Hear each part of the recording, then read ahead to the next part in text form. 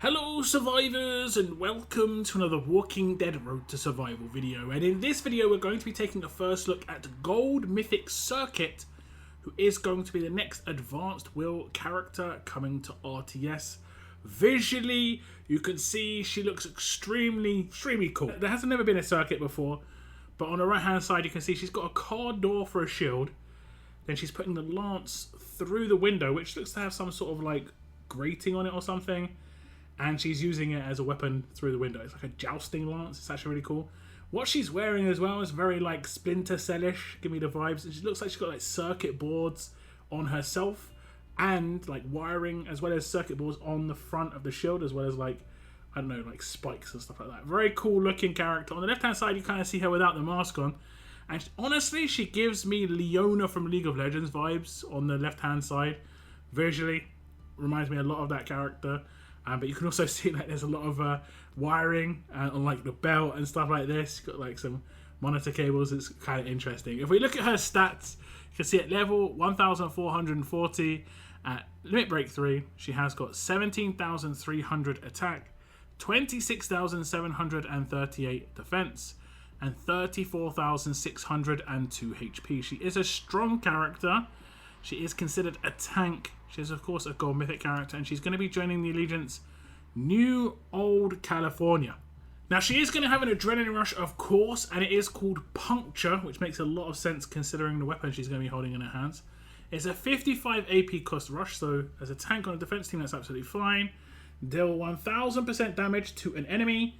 One other enemy gets 5,000 hemorrhage damage. This is very offensive. Obviously, both of these things are offensive. She is a tank, so it's interesting. The 1,000 damage isn't going to be huge amounts of damage because it is based off of her attack, which is very low, and it's probably not going to get amplified much at all, if I'm honest. So it's going to be 1,000% damage off someone who's only going to have maybe like 20k max damage, you know, attack stat. So it's not going to be huge compared to someone who's got 150k attack stat. So, but then again, the enemy she is attacking is going to have very low HP and defense. So maybe it's going to kind of balance out. As we know, a lot of defense characters can absolutely destroy attacking characters, even just with basic attacks. So, you know, the second part is interesting because I believe this is one of the first times we've seen hemorrhage actually being applicable with a skill. Other than, I think it was Governor, the Outlast Governor, who gives hemorrhage to someone who takes him out.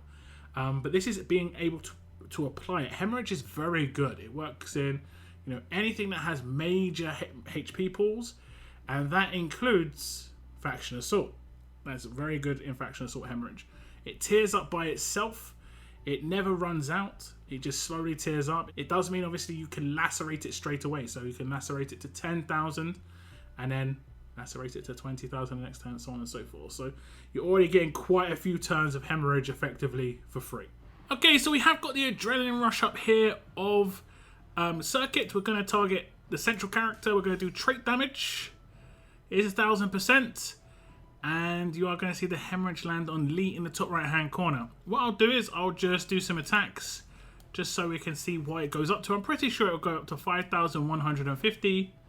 So I think it only goes up by 150 per turn. It has been a while since I've seen hemorrhage though, so you never know. I could have got it wrong. Let's see.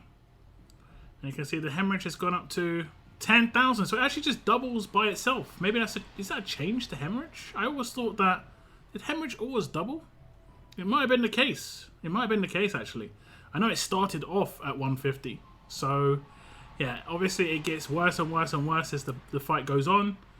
And this is problematic for defense team characters. Attack team characters are going to have a lot of problems because if I obviously hit the defend actions again and see what the bleed does on this turn, you'll see what should happen is he should take 10,000 bleed damage, and then obviously the next turn, does it get tiered up? Maybe it's adding 5,000 a turn. Let's have a little look. We'll have to see. It has been so long since I've seen hemorrhage. He takes 10,000 damage and it adds 5,000 per turn. Okay, so whatever the hemorrhage amount is what it's adding every turn. Very interesting. And of course, like I said, you can double that at any point and it doesn't wear off. Hemorrhage just stays, so very good team up with a lacerator. Could even potentially be good on some attack teams. You never know. Hemorrhage is actually very useful for sure. We'll look at the upgrades on this Adrenaline Rush. You can see at grade 3, the AP cost gets reduced to 55. So initially it is probably going to be a 66 AP cost rush. At grade 5, it gets plus 500% damage. So initially it is just 500% damage. It goes up to 1,000%. And at LB2, it gets an upgrade where one other enemy gets 5,000 hemorrhage damage. So initially it isn't really that big a rush. It's just, I think, 500% damage at 66 AP. Until LB2, you're not going to have the hemorrhage. It's just going to be, actual percentage damage. Now, this is a deal damage rush. It can't crit. You just saw flat damage come out. But because it's on a defense team character, it's less likely to be an issue. But it's a bit more standardized that way. I think it's probably better. It's a bit unfair that someone has quite a heavy hitting rush on a defense team, even if it is on a tank with very low crit rate, because everyone has base crit rate. If that crits, it's going to actually just wreck any damage dealer. The fact that it's 1,000% alone is going to be good enough, I think. But it's very interesting to see how the hemorrhage is going to work out. Potential faction assault on the way, so it's going to be interesting there. But if it does land, it's problematic. But this could, like I say, open up slight potential for this to be used on an attack team and a very niche attack team. But I kind of like this rush, just a little bit more interesting, just because it's something different. We don't see it too often. But as it's a defense team character, we're going to see like the kind of meat of the kit in the passives and the signature move, because the rush generally isn't where a lot of the power is on these characters. So we'll move across to the signature move, and it is called Shield Bash. Initial cooldown of turn 1, cooldown of 3 turns, number of uses unlimited. Remove 100% of the current bonus HP from 2 enemies. Stun those enemies for 2 turns. This is actually kind of strange, because I think this is a really amazing attack team signature move. But it's on what I would probably consider to be a defense team character. Removing 100% bonus HP from 2 enemies, that selected enemy plus 1 extra, and stunning those enemies. Really powerful. And because this deals no damage, you're not going to get controlled. It's just going to happen. This is actually really good. 35 AP is going to be in the bank for this character. No risk of control, nothing at all. I think this is really good for an attack team. But it's on, like I say, it's on a defense team tank. But maybe, like I say, maybe there's a chance for the potential. You never know. If you can think of a kind of a makeup, maybe like a good punch-up team, a team that's attacking a team that's much more powerful than it. It seems like it could potentially work for sure. So I figure one of the best teams to show this against is against a team with Nor in it, loads of bonus HP, and what I'll do is I'll select the character that has payback just to show like there is no risk, no damage is dealt.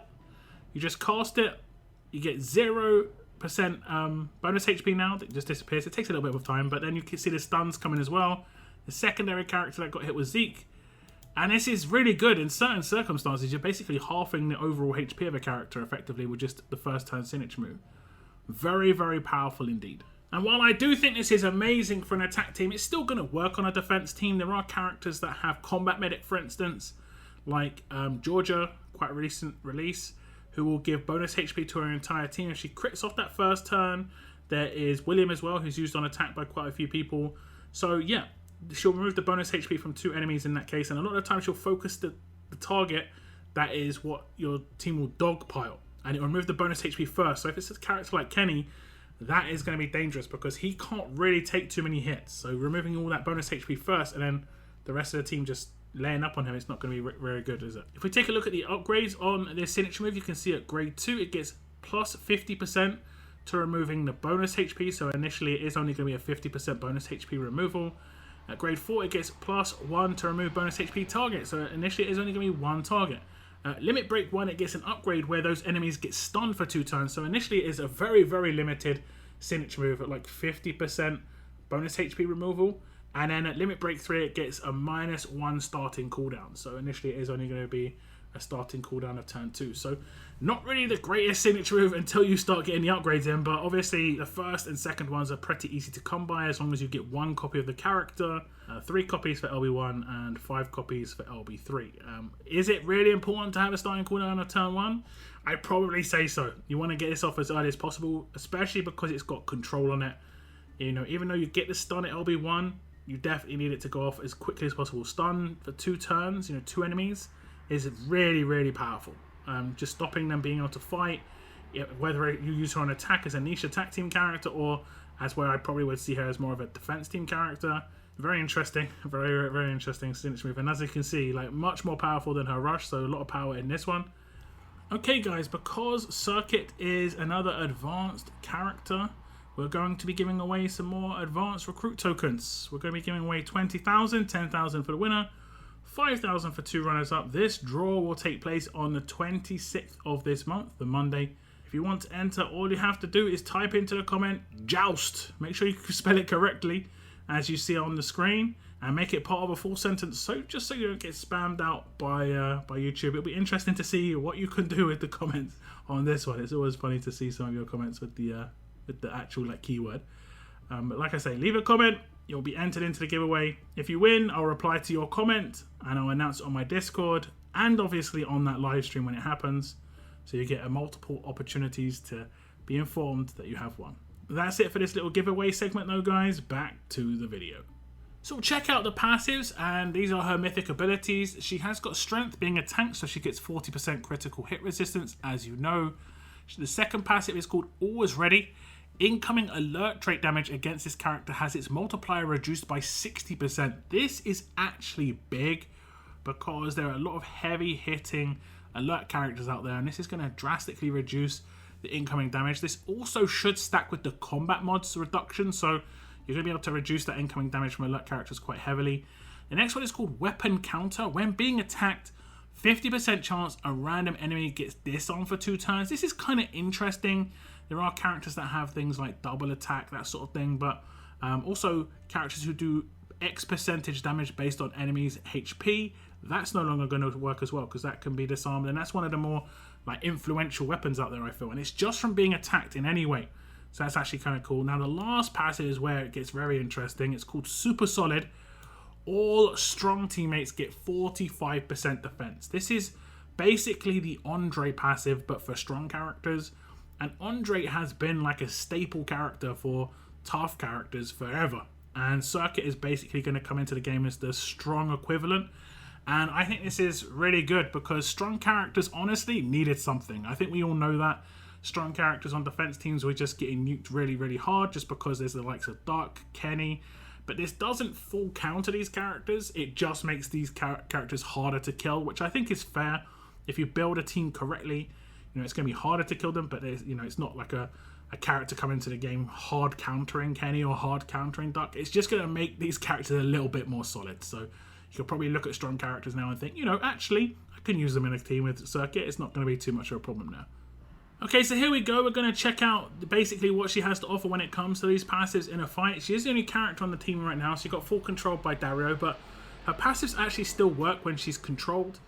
It doesn't stop her from reducing incoming trait damage. It doesn't say that it's doing it, but it is doing it. Also, the fact that my characters are starting to get disarmed. You can see Clementine in the bottom corner is disarmed. Now we have Nimrod, who's disarmed. Now there are certain weapons that are very, very influential in damage output on particular characters, multi-hit characters especially. So this is really good. Just random. It isn't going to specifically like target anybody, but it is actually really good. And incoming alert damage will be reduced. Like I say, it doesn't say it is, but it will be reduced, and it should stack with combat mods as well. So going to the upgrades on the passives, and you can see that she gets the first half of Always Ready, where incoming alert trait damage gets its multiplier reduced by 20%. At grade 2, she gets the first half of Strength. At grade 3, she gets the second half of Always Ready, making that a 60% damage multiplier reduction from alert characters. At grade 4, she's going to get the first half of Weapon Counter when being attacked. 20% chance a random enemy gets disarmed for 2 turns. And at grade 5, she gets the first half of Super Solid. All strong teammates get 15% defense. Then if we go into their Limit Break upgrades, you can see at Limit Break 1, she's going to get the second half of Strength, where it will be a 40% total critical hit resistance. At Limit Break 2, she'll get the second half of Weapon Counter, and this is going to be a 50% chance to disarm an enemy when she is being attacked. And then lastly, at Limit Break 3, she'll get the all strong teammates get 30% defense bonus, which will stack with the first half, making it a 45% defense bonus for all strong teammates. And this is where I think the majority of her power is in her passives. A lot of people probably have her eyes on that and just thinking, yes, please. Because it isn't just going to give it to her strong teammates, it's also going to give it to her herself. Now, her defense rating is her lowest rating, But I will say, like, just off base, it isn't her lowest rating after she gets this buff, because if I just bring up her stats, you can see that she is at 26,000 when she hasn't got the buff. But when she does have the buff, she goes up to 38,000. And remember, this happens before the fight starts, so it multiplies with her weapon and it will multiply the leader skill. Now, there aren't too many leaders right now that do have a defense buff on the leader skill, but it will still multiply with that weapon, of course. Now, I think these passives are very good, especially the defense bonus one. That's exactly the one I've got my eyes on for sure. But the reduction to incoming trait damage, or the multiplier at least, is actually going to be really nice. Just going to keep her alive a bit better, especially on top of the fact that she's going to have the defense bonus. She's going to have much higher defensive stats because of that, which is already a reduction in flat damage. Then she's going to reduce the actual multiplier as well, which is really, really good. And because it's stacked with those mods on top, you stack it up, very, very limited damage. She could potentially even take slightly less damage from an alert character on base than she would from like a tough character, as long as she wasn't modded towards anti-tough as well. So that is actually kind of amusing to me. So very good passives, of course, but this is not everything in Circuit's kit. The next thing we're going to look at is her specialist skill, which is Tenacity 2. We do have a character in the game that already has this, and it's if this character's health is above 20% and they take damage that would kill them, their health would be reduced to 19% instead. This character cannot be decapped. That last part is obviously the vital part, and that's the main difference between Tenacity 1 and Tenacity 2.